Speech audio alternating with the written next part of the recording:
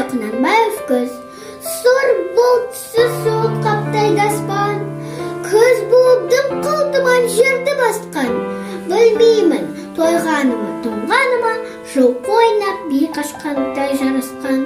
Жасы шөп бәйшешек жоқ бұрынғыдай, жастар күлмес, жүгірмес бала шуай. Қайыршы шал кемпірдей түсі кетіп, жапырағынан айырылған ағаш құрай.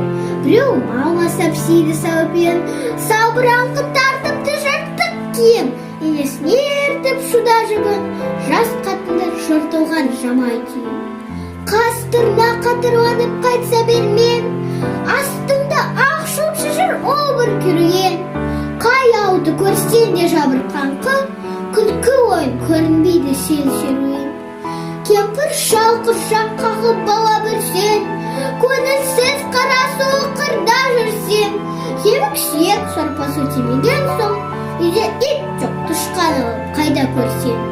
Көздеу тозған оты жоқ елдің маңы, тұман болып жел сақсыз шан тазаңы. От жақпаған үйінің сыры